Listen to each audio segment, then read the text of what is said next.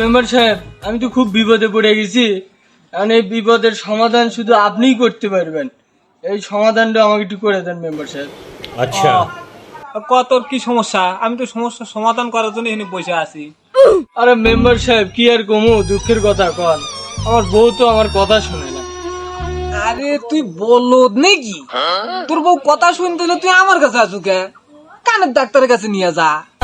আরে মেম্বার সাহেব আপনি কথা আমার বুঝতেছেন না গা। আমার বউ আমার ভাত খাবো না। তুই তো আসলেই বলদ রে। কিরে ভাত খাবো না এই বুদ্ধি পাস না? বাজার থেকে রুটি কিনে নিয়ে আসবো, ময়দা কিনে নিয়ে আসবো, রুটি খাবো। আরে মেম্বার সাহেব আপনি কথাটা বোঝেন না কে? সর্বোপরি কথা হলো আমার বউ আমাকে তালাক দিব। কিরে কোয়াস কিরে? তাড়াতাড়ি তোর বই নাম্বার দে। শালা কার কাছে দিলাম আমি বিচার রে?